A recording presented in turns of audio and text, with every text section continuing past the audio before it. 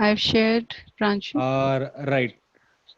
So I will just quickly introduce Walking Tree for anyone joining us for the first time, and as well as the speaker, that is Amita. At Walking Tree Technologies, we are into the 11th year of our existence with our close to 200 strong team based out of India and the US. We develop cross-platform applications for enterprises. We have extensive experience in enabling digital transformation, system integration, and migration from legacy to modern ecosystems. Our team can help in selecting the best in class framework, tools, and processes to develop new apps. Now, today's presenter is Amita, who has been in this industry for almost 2 decades now.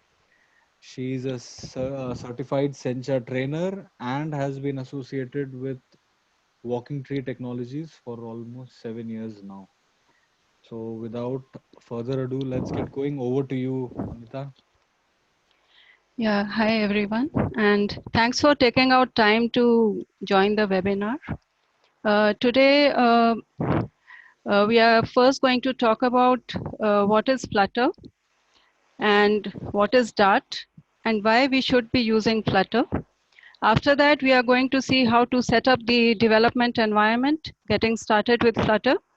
We'll also create and run a new fresh starter application. And Flutter UIs, they are made up of widgets. So we'll see what are widgets in Flutter and how we can compose these widgets to create a widget tree. How can we create custom widgets? And what all development tools are available for us that we can use and during development to make our work easy and fast. At the end, we are going to have a QA session. So let's get started. So first of all, what is Flutter?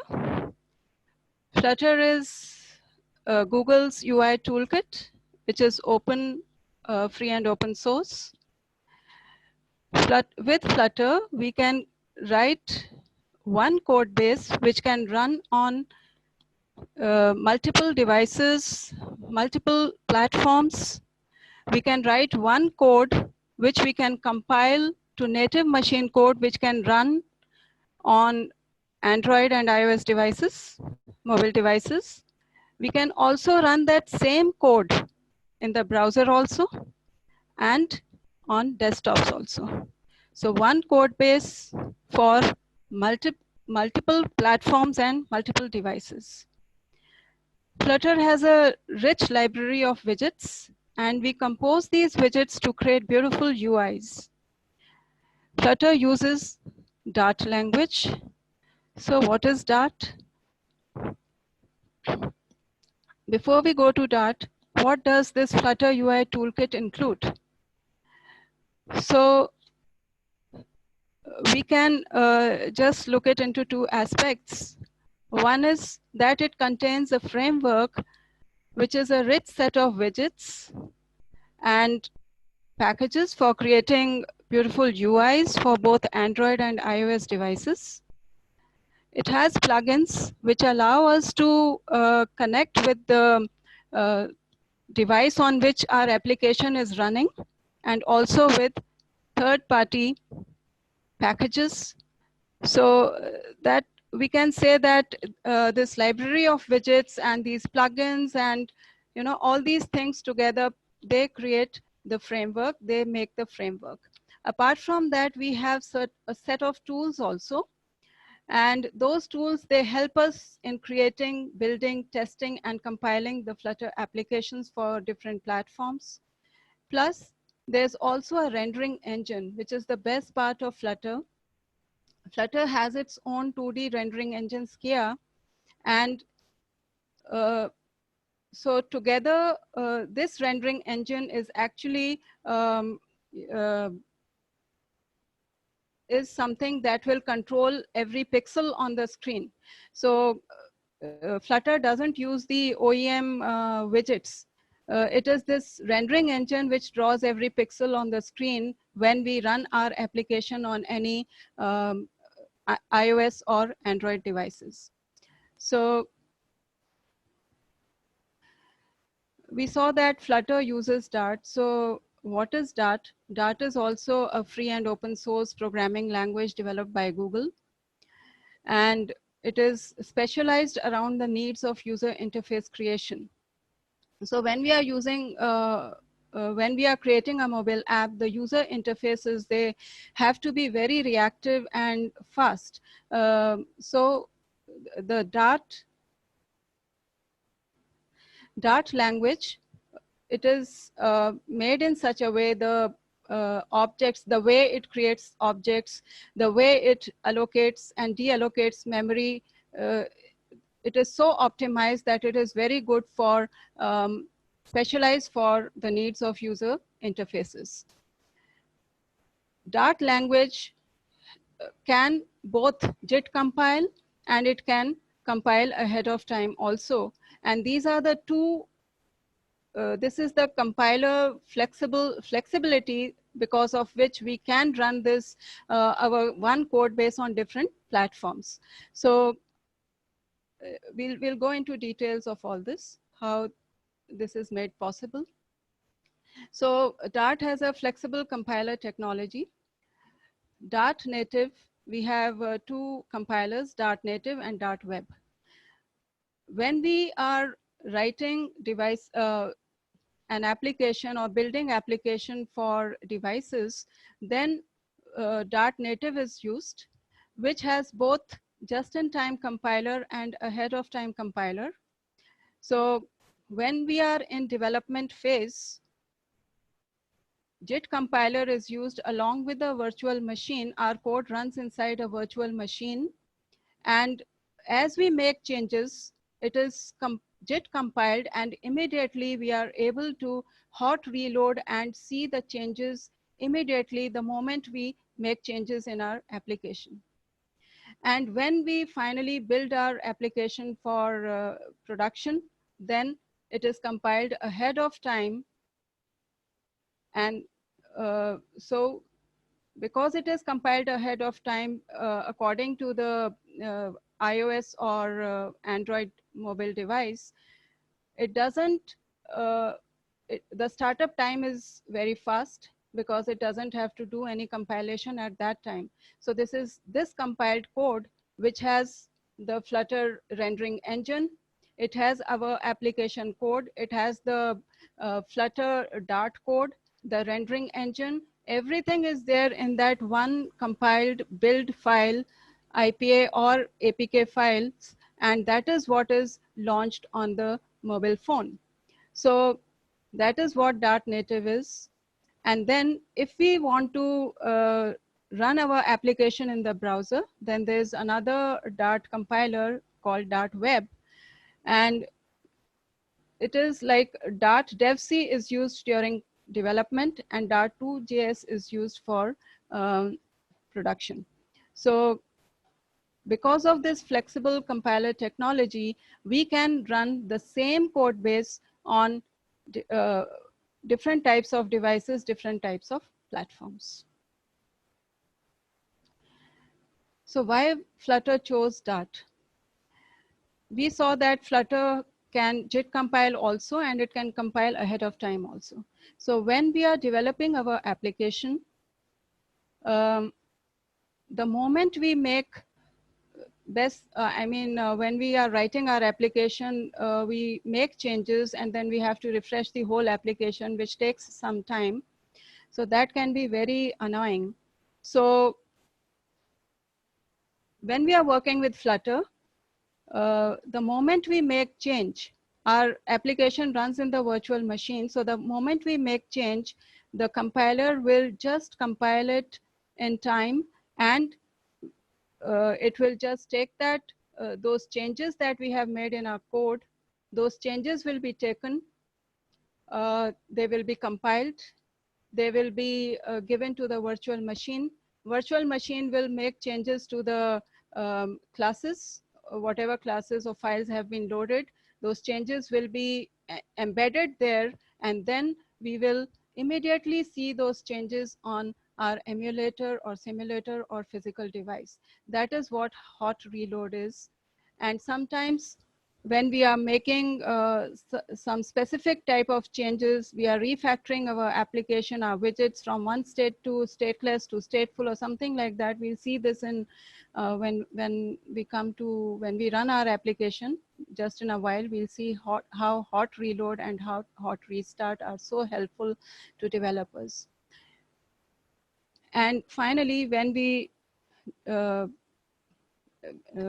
build our application for production, we compile it ahead of time, which will have the rendering engine and our application code, the Flutter code, everything will be there. And so that when it is launched on the device, it runs smoothly and instantly. There's no need of bridge, and no OEM widgets are used. Directly, the engine draws every pixel on the screen. So because it has, different Dart native and Dart, different types of compiler technology, we can target different platforms with the same code base. Dart is very easy to learn. It is object-oriented language. It is very similar. Its syntax is very similar to Java language and JavaScript. So object-oriented. So since most of the developers, they are aware of these languages, object-oriented concepts and all, learning Dart becomes very easy. And there's active Dart community, which is contributing a lot to this language. So because of all these reasons, Flutter was a good choice. Dart was a good choice for Flutter. So finally, why should we be going for Flutter? So we saw that one code base for multiple platforms. Right now, Flutter, we can run Flutter code on uh, uh, iOS and Android devices, but we can run it on web also for the time being. Chrome is supported. It is in beta version and under technical preview. So, and for desktop, work is still under progress. So, but once it is ready with one code base, we'll be able to run our application on multiple devices, multiple platforms of different screen sizes. So it has its own 2D graphics engine Skia, which controls every pixel on the screen. So it doesn't use the OEM widgets directly. Engine is also part of our build file. So it will, according to the device, Android or iOS, the widgets that we have used, they will be drawn on the blank screen, the blank canvas that these devices will provide. When we write a Flutter code, we write user interfaces as code only. So we use Dart language for writing our UIs. So this is very good because we can compose those widgets and smaller widgets, and we can create complex, beautiful UIs with those widgets. Because UI is written as code, this becomes this is, I mean, very good because it helps us to use these smaller widgets to create user interfaces. So gives great versatility to developers. They can just, have their own creativity and all to create these user interfaces. Hot reload and hot restart. We'll see this in action when we come to creating application. So another thing is that it has flexible unified layout system. Now, since that Flutter code, one code can run on different form factors, so layout is one very crucial thing. So in Flutter, layout is also done with the help of widgets. So we have different types of widgets. If you want to put something vertically or horizontally, or you want to stack a widget on top of another, for all this we have widgets. And layout is also done with the help of widgets. So based on what screen size we have, which device we are going to use, we can select from that big catalog of widgets. We can select the widgets that we need, and real estate, the screen size and all we can take care of So layout system, it's not that if it's a desktop application, there's another way of doing it, or for mobile devices, no. There's one widget catalog from where we can select different widgets which we want to use for different layouts. Flutter works with this rendering engine. It works with 60 frames per second. So that's a good thing because smooth animations, transitions are possible with the speed with which this works. So vast collection of open source packages. There's huge collection of these packages. Some are developed by Flutter team itself, and some are contributed by the community. So we can, like, for example, we want to go for internationalization or, you know, some state management and all. We have different packages available. We can choose from them, which makes our development work faster. Then Flutter has plugins for IDs. It offers some plugins for IDs also. We can use Android Studio, IntelliJ, Visual Studio Code. There are plugins for all these different IDEs, and which help us to refactor our application, edit our code so easily. So all these things we'll see in a while. So all that is from Flutter. So setting up the development environment, what we need is operating system, Windows 7 or later, 64-bit, and Mac OS 64-bit, Linux 64-bit. These are the requirements. Flutter SDK, this is the latest that we have now. We'll need Android Studio. And Mac or PC, we can take 8 GB is recommended, and this much of free hard disk space, but 12 GB is good. 8 GB makes the machine very slow. And we can choose from any IDE. Working on Mac, we'll go for Xcode, and otherwise we can go for this. And we'll have to install the Flutter and Dart plugins that are available for these different IDs. And emulator or simulator, or we can run our application on a physical device also for testing. One thing here is that if we want to test our application on iPhone, we'll have to connect the device to Mac. So developing on a Windows system, we can't test our application on iPhone or a simulator. That is not possible. We'll need a Mac for that. So creating, for setting up, I'll just go to this screen.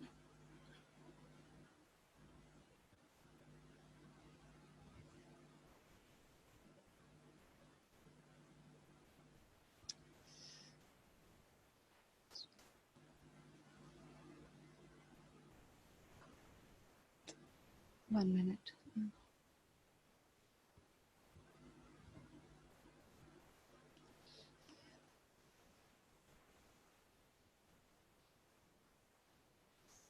Trying to switch.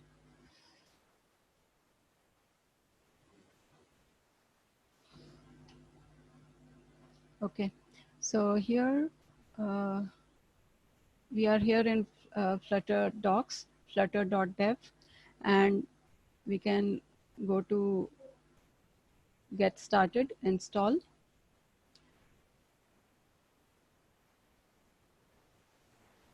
Here we can choose the environment in which we want to install, and suppose Windows. We have all the instructions here.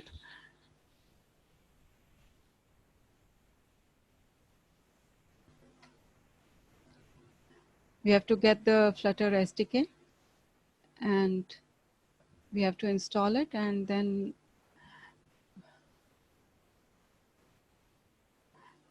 setting up the editor and all, how to get the plugins. So all the details are here. And once we are done with it,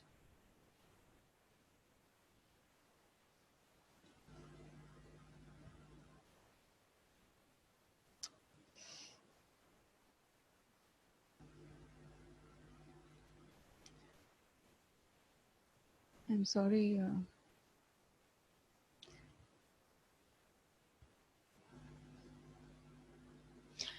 Okay, so creating and running a new starter application also, what we do is, again, I'll have to go there only. So we can create from Android Studio, or we can create from Visual Studio Code, or any of our editors that we are using. So here are the instructions given. So we can choose, suppose from Visual Studio Code, we go to View Command Palette and we say New Project, and new project will be created. Or from the command line also, we can give the command flutter create. So for example, I'm using Visual Studio Code, so I'll quickly give the command. So for example, here I want to create an application. So I'll just say flutter create and name of the application, let's say demo, and let's say it is demo app. So we can't, the name of the application has to be in small case. We can use underscore, we can't use hyphens and capital letters and all. So let's say it is demo app. So it does it very fast.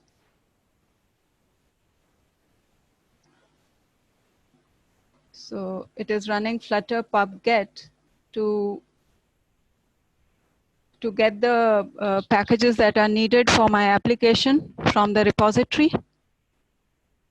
And this is done, app is created, and now we can, similarly we can go to Android Studio and see how we have to create our application in Android Studio. So once it is done,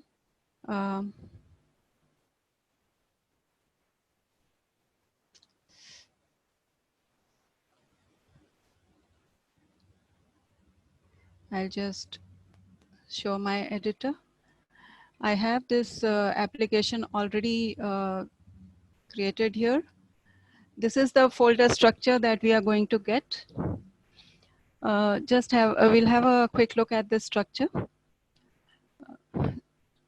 This Android folder, Dart tool has the tools that are needed to build our application. Android will have our complete Android project. iOS folder will have our iOS project, and when we build our project, it will be inside the build folder. So we'll be working inside the lib folder, and by default, main.dart file is there. We'll have a look at it. And this is the file which is the starting point of our application. So main.dart, this is the convention that we use. The starting file will be main.dart. That's the convention, though we can change it. And here, another file is pubspec.yaml. Whatever dependencies we want to add, or development type dependencies, some assets we want to add, font packages we want to use, all those assets and all we will add here in pubspec.yaml file. So we work inside, as developers, we work inside the lib folder, and we also use the pubspec.yaml file. And rest of the files, this is when we are using Git and all. And this has metadata about our information, about our application. Packages has all the packages that have been loaded for our application. And okay, so let's run this application. We can go to terminal, and we can create a new terminal here. So all our logs, they will go here, and we can give commands from here also. And to run our application, we say run without debugging. So this is it will start the emulator, and it will, you can start the emulator, and once it is started, it will launch the application on the emulator like this. So it will first build. I'm not doing it because it will take time. So when we give this command, it will build the application first. It will load the files and it will launch application in the emulator. So this application is one that is running here right now. So if I go to main.dart, let's have a look at this application, what all it contains. First of all, it is importing this material.dart package. This material.dart package has the material widgets. So Flutter has it supports two styles of widgets. One is material widgets, which are based on material design, and second is Cupertino widgets, which are specially designed for iOS. So when we are importing material.dart, those material widgets are available to us and we can start using them. This here it is showing this line. I don't need it. I can just comment it out. Okay. So once it is done, void main, this is the function which is the starting point of our application. Any Flutter app will always start from the main function. This is the entry point of our application. And if you see, this main is calling the run app method. This run app function, this calls my app constructor. So what is my app? My app is here a class that has been defined. So when we run our application, it calls the main function. Main function calls the run app function. And inside run app function, you will call the constructor that you want to render on the screen. So this will be our main application class that we want to, whose constructor we want to call. And once its constructor is called, we see that it's a stateless widget and it has got a build method. This build method returns a material app. So what is this material app? So as I said, we have two styles of widget libraries in Flutter. One is that uses the material design, and second is that uses the Cupertino style for iOS. So material app, if you want to use the material design, which is now acceptable by iOS also, we can go for material app. So most of the time it will be material app which conforms to the material design. So that is why we are saying return material app. So return material app means it will do a lot of work behind the scenes for the widgets that we are, more widgets will be passing here inside this constructor. So the material widgets, whatever has to be done with it, the behind the scene work, it is done by this material app widget. So we call main, we call run, main calls run app calls my app. When we call my app, it is returning this material app.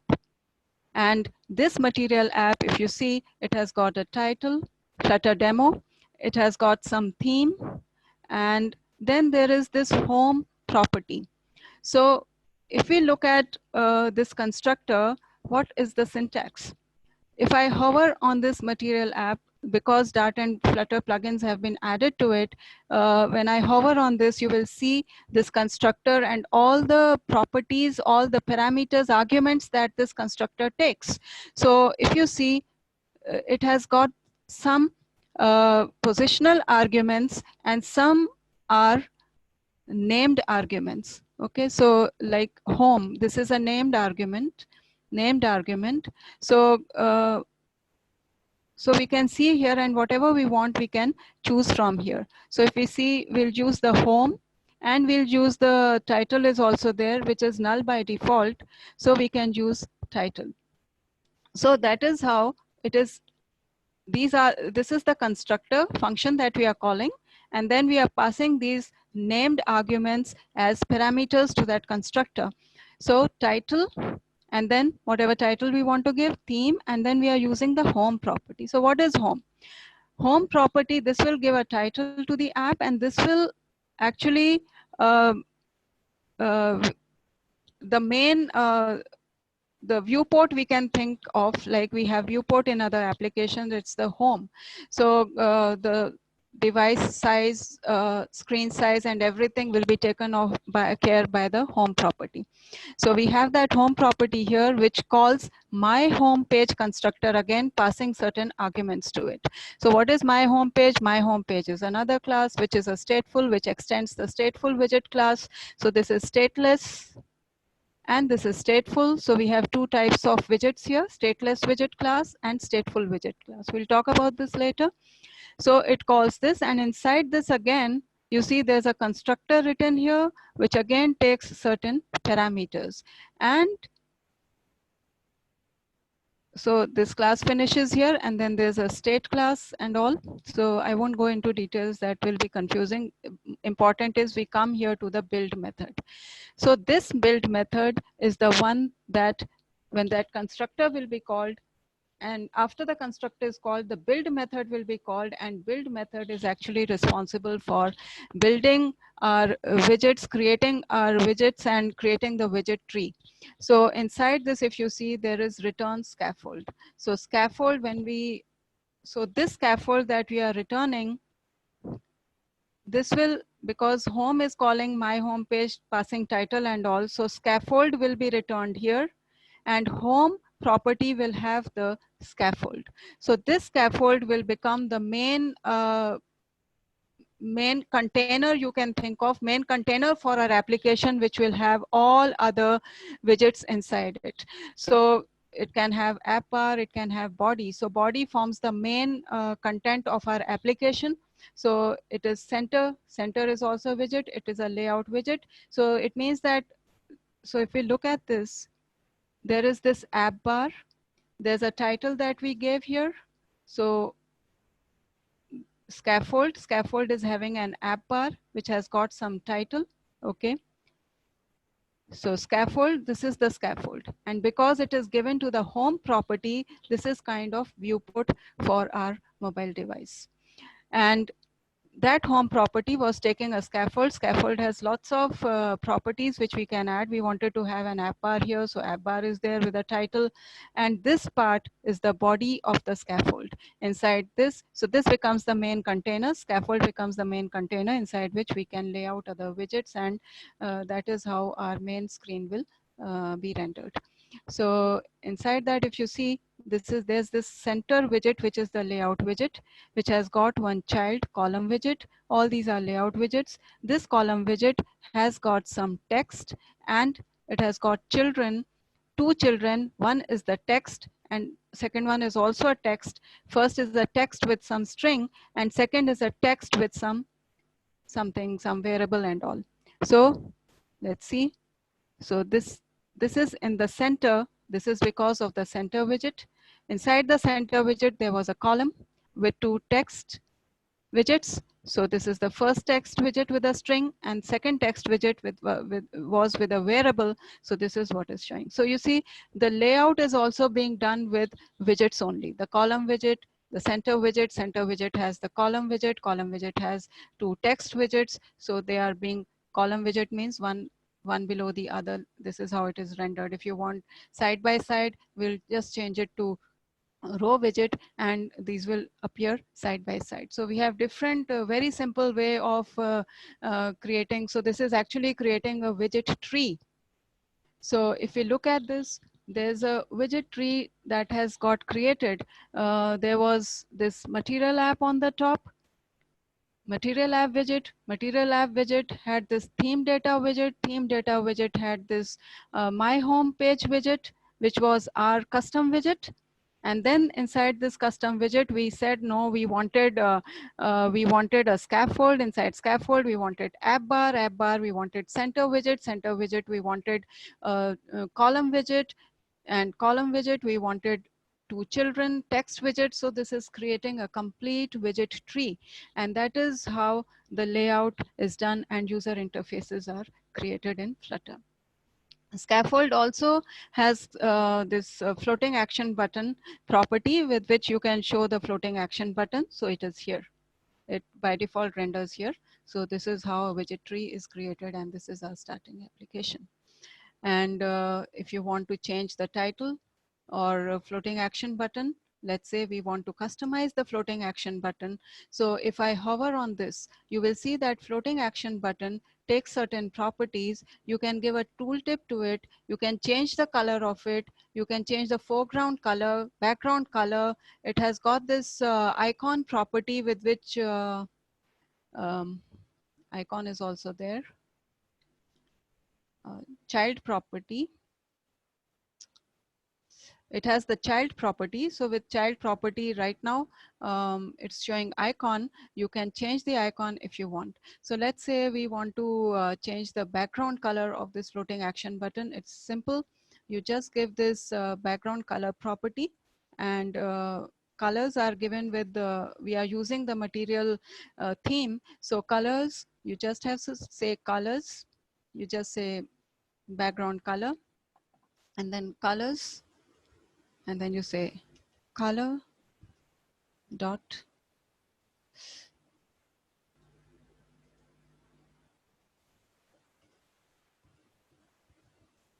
colors dot and whatever color we want to give.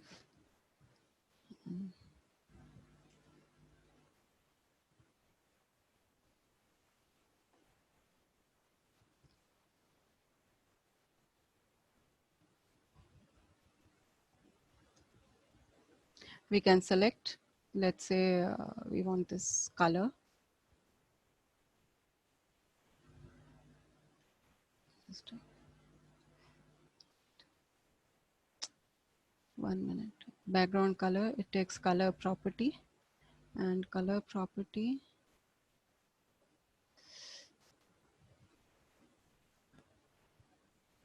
no.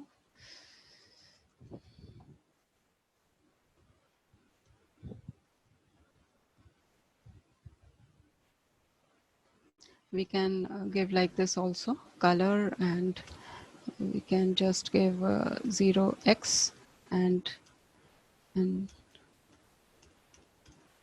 so we can use this also.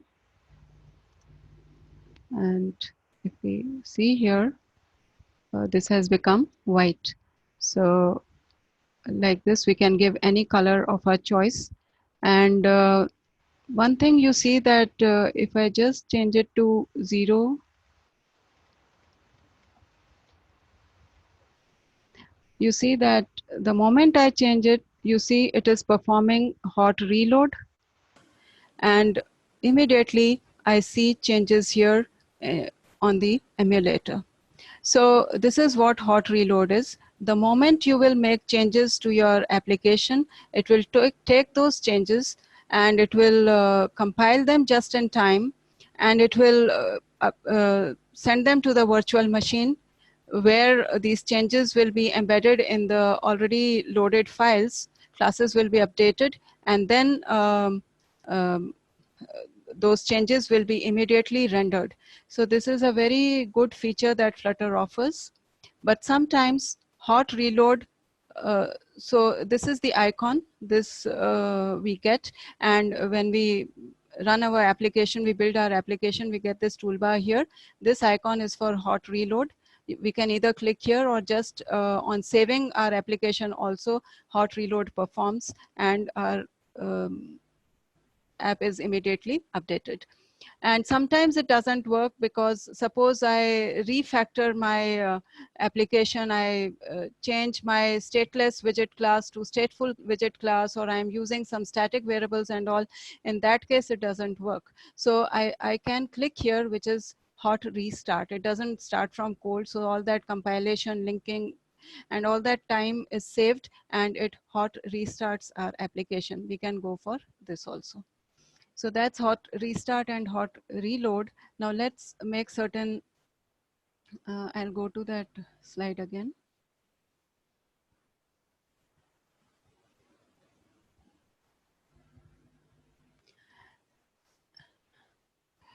So widgets we saw, they are the basic building blocks of a Flutter UI. Widgets can be composed to create more sophisticated widgets.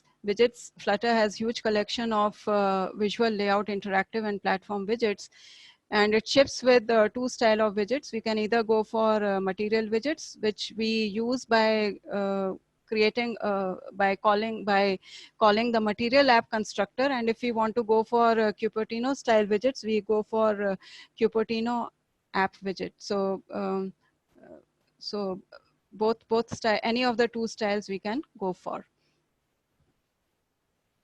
So let's say we want this. So what is a widget tree? So on the top, mostly material app is the root of our widget tree. This forms the root of our application. Below that, we'll have scaffold, because scaffold gives us lots of options to create an app bar and body and navigation bar. Lots of options are there with scaffold. So material app mostly is our root application, root of the widget tree. Then we have the scaffold. Inside scaffold now, if you want app bar, that will become the child of the app bar, and body will here we will have a body, also a body, and inside that body, let's say there's an image that we want to show.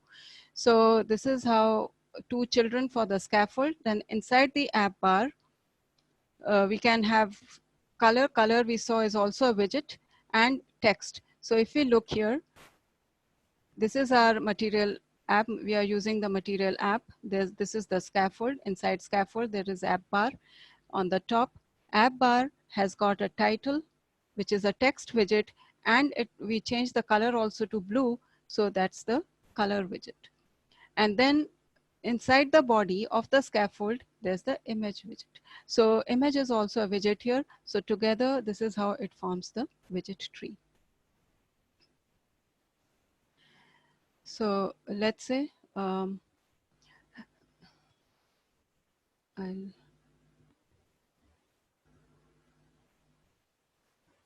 I'll go to the editor again.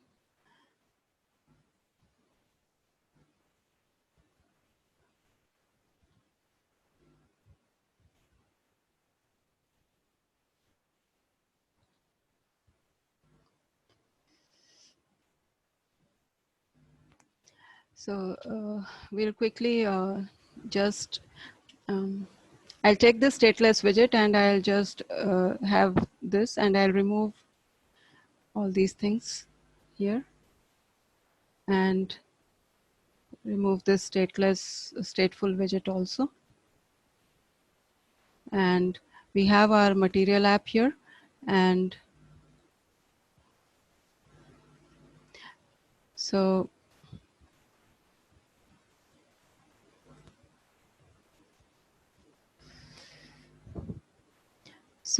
main calls run app calls my app is a stateless widget which has a build method, and here I'm returning material app which has got this title, and inside that I want to give home widget. Inside home I want to have scaffold. Inside scaffold, let's say we want to change the background color of this, so we can go for color, and here I can give some value. Let's say again I'm giving that only, so 0xff, and let's say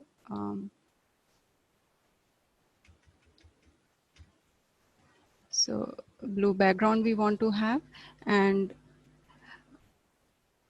then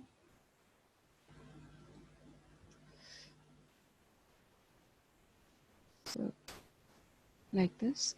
And inside the scaffold, if we hover on this, it will have a body. Suppose we want app bar, we can go for app bar. App bar is also a widget, and we call its constructor. Inside this constructor, you can give whatever title you want. Let's say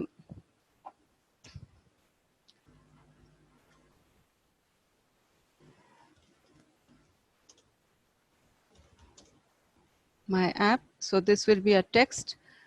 Text is also a widget here. So we just put it like this. And we want to format this text. So if we look at the text widget,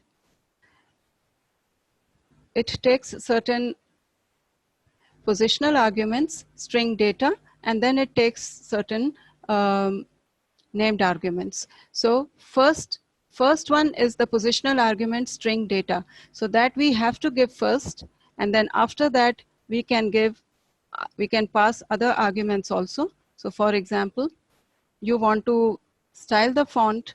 So we have this style property, text style. So we can say style. This style, if you hover on this, it takes the text style. So it is of type text style. So we say text style.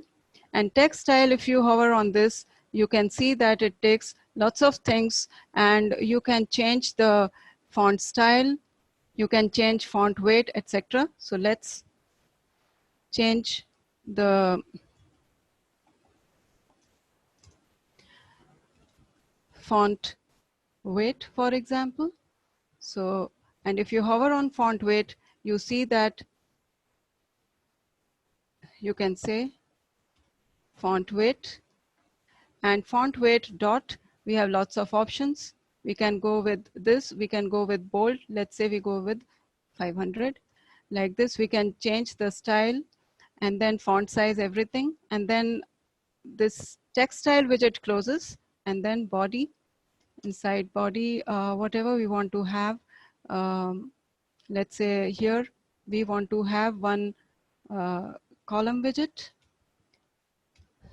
So column widget takes children, because it renders children one above the other. So you can give any child that you want. Let's say we want a container widget here. So we call the container widget, and this container widget takes a child. So what do you want inside this container? Let's say I want to show some text inside this container. So again, let's say I call it text1. Again, we can style it. And second child, again, let's say I want a container. So I say container, and this container will also take a child, and this child, let's call it text2. So this formatting, now I can, now this is looking very cumbersome, very bad. So what we do is we put a comma after this. So the plugin that we have added, if we put comma, it will nicely format our code. So this finishes app bar closes here, column closes here,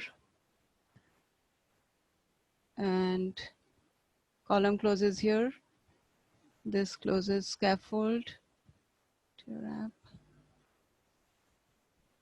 So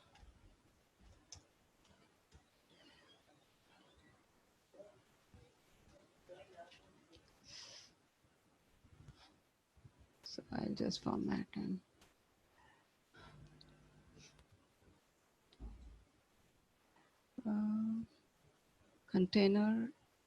container text closes, column array closes, column closes,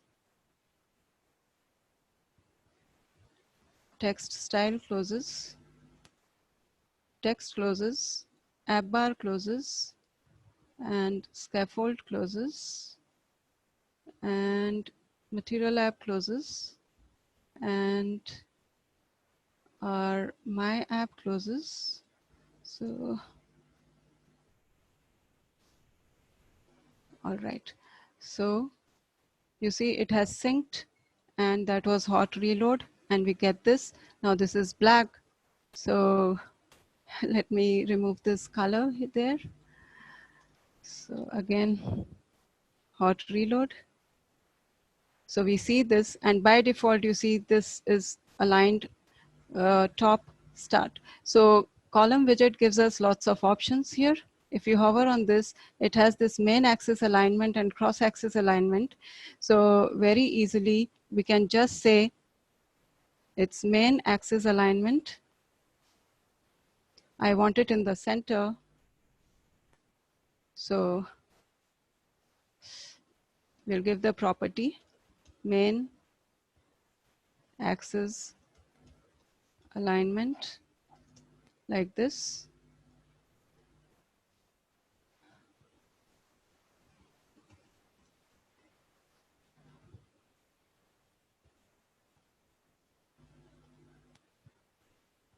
Main axis alignment, main axis alignment. What's gone wrong? We give here as a children here on the column, and we see that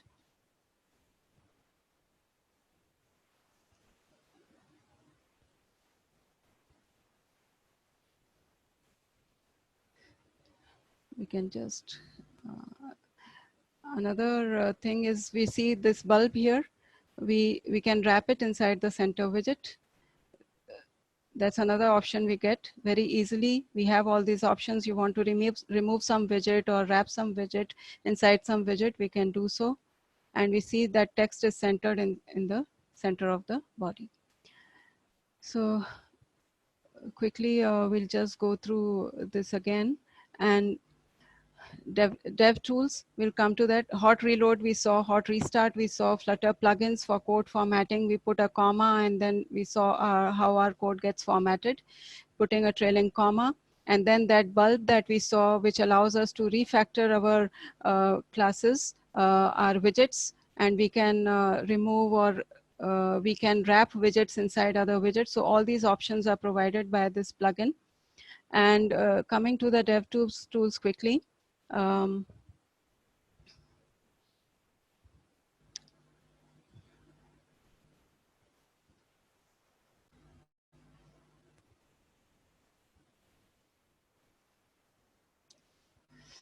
Here, when we launch this, here we see this icon. Here, with this, we can start the development tools, and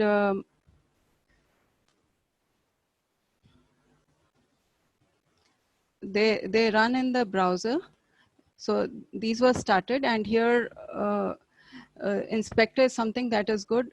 It starts in the browser and it gets linked to our application automatically. Here we can see the complete tree, widget tree, and you can see my app is also a widget which forms the root of our tree, and material app, and as we gave, this tree has been formed. This is the widget tree that we can see here. Now if we click on debug paint, here you can see the height that the space that each widget is taking. So this is the app bar, and column is taking this complete height of the screen. So we can do some settings on the pass some parameters on the column constructor, and we can reduce this. So all these details we can get here, which is very helpful when we are designing our user interfaces, when we are actually doing the layout. Apart from that, this Flutter inspector, um, in Android, this is embedded in Android Studio only, and with Visual Studio Code, it will be here. And you can, for example, text. You click on any widget here, you can see all the properties that can be passed to the text widget, and which all properties have been set and which all are null. So like the first positional argument we had passed, and all these details we can see here about any widget. The timeline, memory, performance, and logging, all this can be seen here in the Flutter Dev Tools. And apart from that, we also can have, if we want to debug our application programmatically, we can have print statement in our application, which will log in the console. And we can also have debug print. And print sometimes doesn't, when we are logging a lot in the console, print sometimes doesn't work in Android. So we can go for debug print. And then developer.log function is also there, which we can call. And it gives a granular control. We can just say, we can give a name to our logs. So this will be the name of our log, and then what error, which variable or whatever you want to log in the console. This will be the variable, and this will be the name of the variables that we are logging. And there are many more such functions which we can write in our code to programmatically debug our application. And so that's all from me today. We are running short of time. We'll have a webinar coming up in June, second in the series. And for resources, we can go to Dart.dev, where we can learn Dart, and Flutter.dev docs. Everything about Flutter is there. And we have this, we are on LinkedIn, and blogs. We can, Walking Tree has blog also, the site where we keep posting blogs on Flutter and other technologies. And we can have question and answers now. Right. So if anyone has any questions, please put them in the Q&A box. I think a few of them had been put along, but I think along the presentation, most of the questions that were put earlier have been answered. Mhm. I think right now we have a question from Nandu Hazari. Which is better, state management solution provider or Block? Google recommends provider package, and that is the officially recommended package which we can use, and that's good and easy to use. And but if we have a complex application, we can go for Block also. As of now, Google has officially gone for supporting provider package, but Block can also be used for complex applications, state management. We have a few more minutes. We can take a few questions. Meanwhile, you can see some of the questions that have been already answered. One was from Mukesh, the other from Kanta.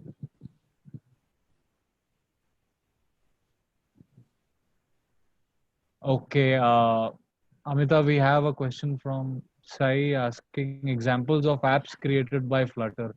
Are there any limitations, tips for beginners? Examples of apps means some example apps, or what kind of apps we can create in Flutter?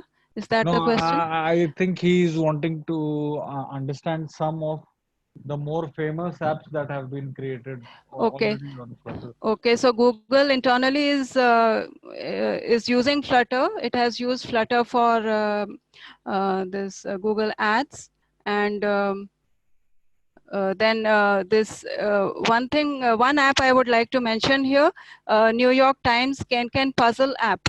That is actually a app which is running on mobile phones, on tablets, on web also. So that is one application. Apart from that, Google internally is using it. Then eBay and Realtor.com and so many other, Alibaba. Yeah, Alibaba, so many apps have been built into with Flutter. Any components for graphs, charts, display? Yeah, we have a package we can use for charts. And Flutter is also planning to sync with it's on the roadmap. It will sync with, I don't remember the company, sync something. Once it is synced with that, we will have all enterprise components that company, it offers enterprise components, charts and all. So they will be made, which work really well with the Android, iOS devices. They work well on web also. So once that partnership is done, those components will be available to us, enterprise level components, and charts are also included in it. And for the time being, of course, one package is there. We can find it in the repository and we can use that package. Right, fine. Thank you, Amita. I think that's all the time we have for today. Thank you for this wonderful session, and thank you everyone for joining us today. We'll be back with more webinars next month. So thank you all, and I'll keep you posted on all the new blogs and webinars that we keep coming out. And by the way, we had a blog on the same topic by Amita posted today on our website. If you haven't already seen it, do give it a look. I think I've mentioned the URL in my reminder mails as well. If not, I'll be sharing a recording of this session with everyone. I'll mention the URL of Amita's blog on Flutter. So thank you everyone and stay safe. Thanks. Thanks, everyone.